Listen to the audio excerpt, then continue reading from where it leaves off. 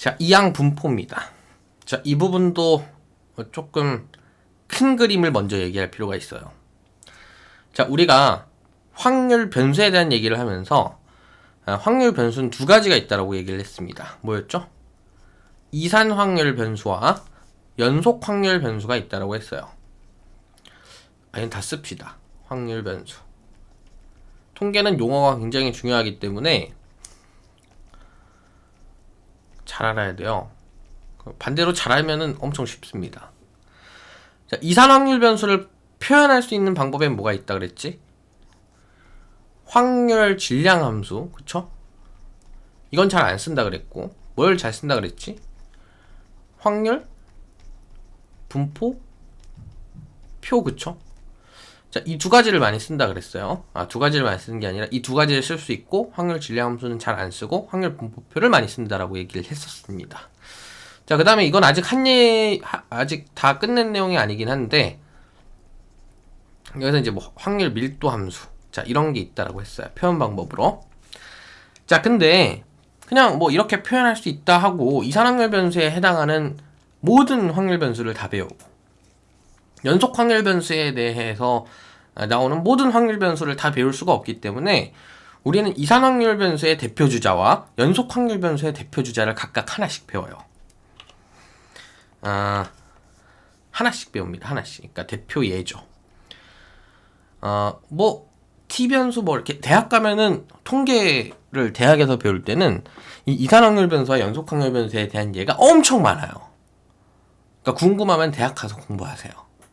근데 우리가 고등학교 교육과정에서 배우는 거는 딱 두 개밖에 없습니다. 각각 하나밖에 없어요. 예시가. 그 중에 하나가 바로 이항 분포입니다. 자, 이산 확률 변수에 대한 확률 분포의 가장 대표 주자가 이항 분포예요. 자, 이렇게 큰 그림을 보고 이렇게 공부를 하지 않고 그냥 이항 분포가 뭐다, 뭐 확률 질량 함수가 뭐다, 이산 확률 변수가 뭐다 이렇게 단편적으로 배워버리면 답이 없습니다. 통계는 절대로 통계 단어를 정복할 수 없어요. 절대로. 이렇게 쭉 큰 그림을 보면서 계속 이해를 해야 됩니다. 됐죠? 자, 그래서 이산 확률 변수에 대한 확률 분포의 대표적인 예가 이항 분포라는 거, 그 다음에 연속 확률 변수에 대한 대표적인 예는 정규 분포입니다. 자, 이걸 이제 이해를 하셔야 돼요. 지금 당장은 좀 외우셔야겠죠. 어떻게 보면 뭐 자세히 배운 게 아니기 때문에. 또 어쨌든 이런 관계를 가지고 있다라는 겁니다. 그래서 이항 분포는 한마디로 얘기해서 계속 이산 확률 변수에 대한 얘기를 하겠다라는 거예요. 그러니까 계속 이산 확률 변수에 대한 이 확률 분포표 표현법, 그러니까 이런 것들을 계속 씁니다. 그렇죠? 그러니까 이산 확률 변수에서 벗어나는 얘기가 아니에요. 어떤 다른 얘기가 아닙니다. 이항 분포는 이산 확률 변수의 일종의 종류예요. 종류. 예입니다. 예. 됐죠? 자, 그럼 이제 진짜 본론으로 돌아와서 그럼 이항 분포가 과연 뭐냐? 이항 분포에서 뗄래야 뗄 수 없는 개념이 뭐냐면 바로 독립시행입니다. 또 있는데 이항 정리가 있어요. 자, 이러한 개념들은 이제 이항 분포와 뗄래야 뗄 수가 없는 관계고, 이게 다 확률 단원이잖아요. 그쵸? 이제 확률이랑 통계의 연결고리가 만들어지는 이런 아주 중요한 순간입니다. 됐죠? 자, 그러니까 본격적으로 설명을 좀 해볼게요. 자, 독립시행을 합니다.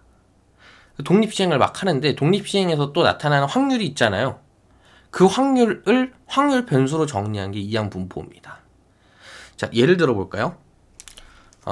주사위를 던져요.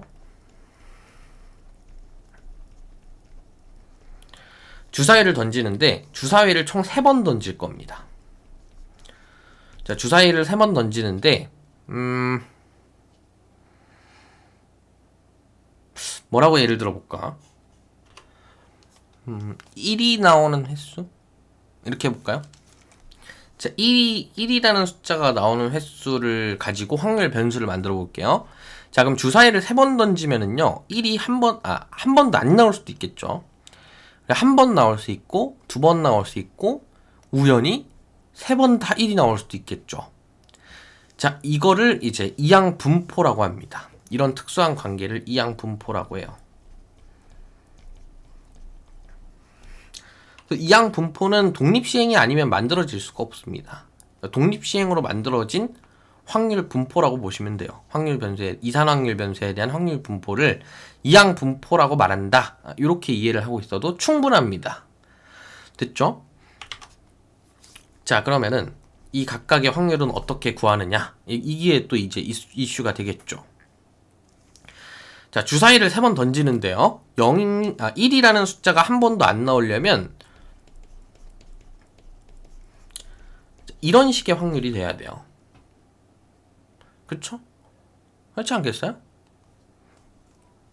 첫 번째 던졌는데 1이 아닌 숫자 5개 중에 하나가 나오고, 1이 아닌 숫자 5개 중에 하나가 나오고, 1이 아닌 숫자 5개 중에 하나가 나오고. 그렇죠? 이렇게 확률을 구합니다.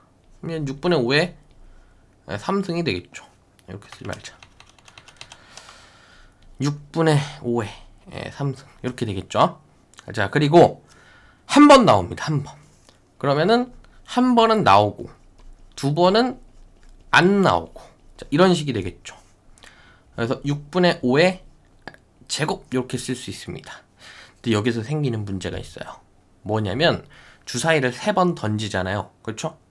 근데 첫 번째 나올 수도 있고, 두 번째 나올 수도 있고, 세 번째 나올 수도 있잖아. 그렇지 않겠어요? 그렇죠? 그러니까 1이라는 숫자가 가장 첫 번째 나올 수도 있긴 하겠지만, 두 번째 나올 수도 있고, 세 번째 나올 수도 있겠죠. 그래서 이런 경우들이 생겨버립니다. 6분의 5 맞죠? 6분의 5, 6분의 1. 자, 이런 경우들이 생겨버려요. 제일 처음에 6분의 1이 나오는 경우, 두 번째 6분의 1이 나오는 경우, 세 번째 6분의 1이 나오는 경우, 즉 각각이 이제 1이 나오는 경우죠. 첫 번째 1이 나오는 경우, 두 번째 1이 나오는 경우, 세 번째 1이 나오는 경우, 이렇게 세 가지의 경우가 생겨요. 그렇죠? 그래서 3을 곱해줘야 됩니다. 얘는. 자, 그리고 1이 2번 나와요. 자, 1이 2번 나오는 경우도 크게 다르지 않아요. 자, 얘도 마찬가지로 6분의 1이 하나가 어디에 있는지가 중요해서 세 가지 경우가 생겼다면, 마찬가지로 여기에서는 1이 안 나오는 경우, 이 한 가지가 어디에 배치될지에 따라서 또 경우가 3개가 생기겠죠. 여기도 3을 곱해줘야 돼. 됐죠? 여기는 1승이 되겠네요. 그쵸? 그 다음에 6분의 1을 안 곱해줬구나. 6분의 1 곱해야죠. 여기는 6분의 1에 제곱을 또 곱해야지. 크게 쓰자. 이렇게 다 쓰게 될 줄 몰랐어요. 대충 설명을 해주려고 그랬는데, 3 곱하기 6분의 5의 제곱인가요? 자, 이렇게 되고요. 그 다음에 3 곱하기 6분의 5의 6분의 1의 2제곱. 그 다음에 3 같은 경우에는 6분의 1의 3승이 되겠죠. 3번 다 나와야 되니까. 그쵸? 자, 언제 이렇게 다 구하고 있습니까? 그쵸? 자, 독립시행에 한해서 이런 이항분포라는 이름을 정했다라는 거는요, 이 이항분포, 그러니까 이런 독립시행에 대한 횟수의 확률을 구하는 데 있어서 도가 텄다는 겁니다. 누군가가. 그래서 누군가 논문으로 정리를 하고 대부분의 수학자들이 받아들이면서 하나의 정리가 된 거죠. 그럼 그 정리를 우리는 배우고 써먹을 줄만 알면 돼. 그렇죠? 이렇게 일일이 만드는 거는 굉장히 비효율적이라는 겁니다.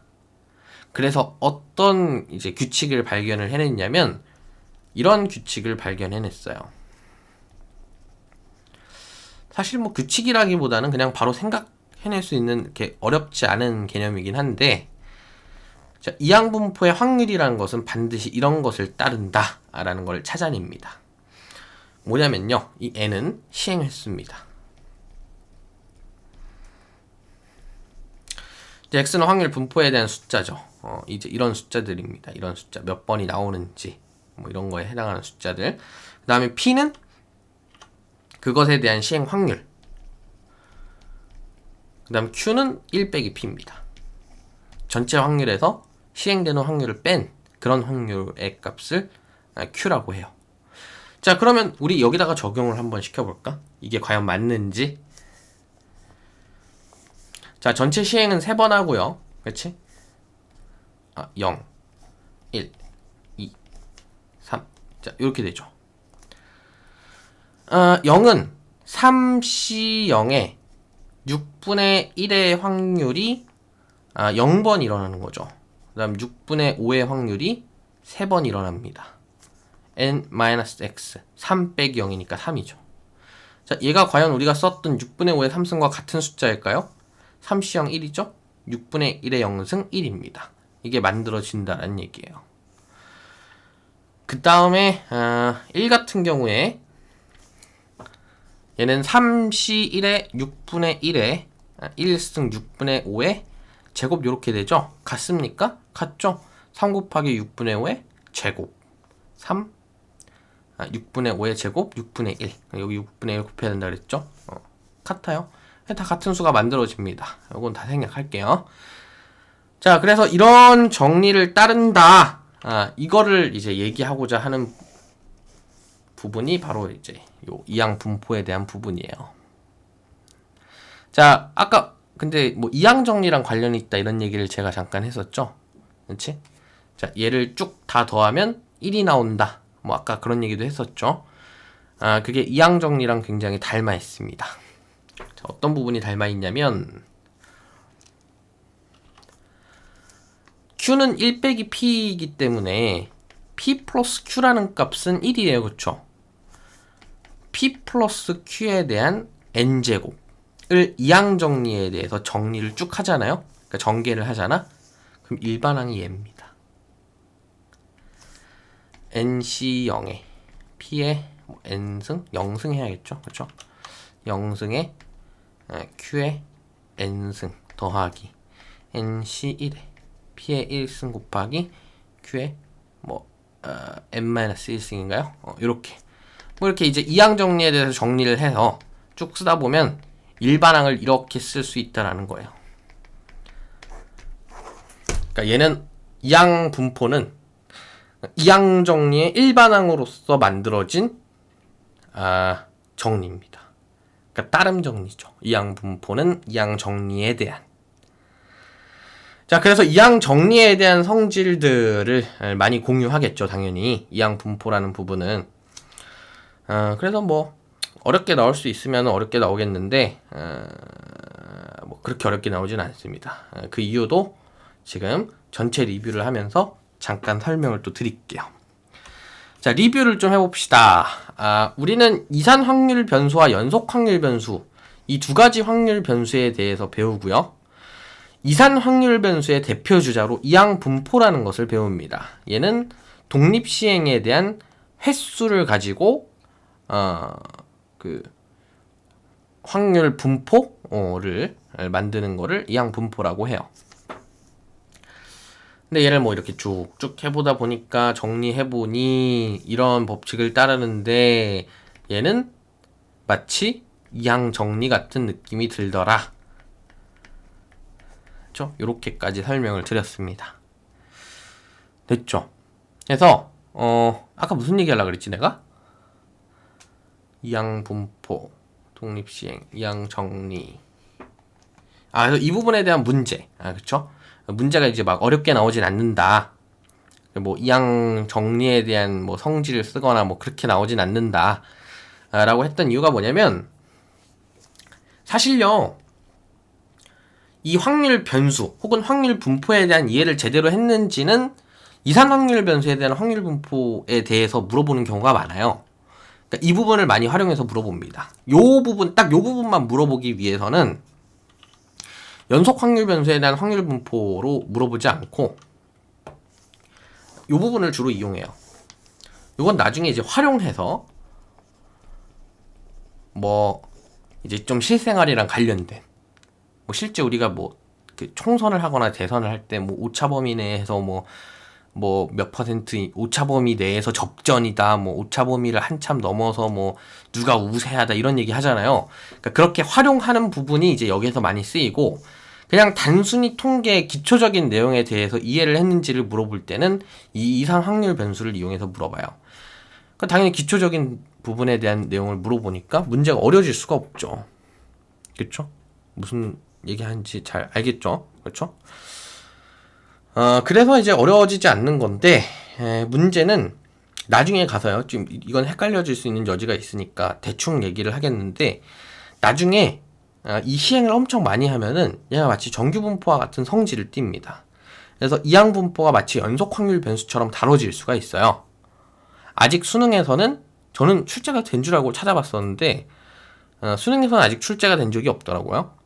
이 부분이 아주 그 시비가 될 수 있는 부분이 많기 때문에 아마 그런 문제를 출제를 못하는 것 같은데, 아무튼 뭐 그런 것도 가능합니다.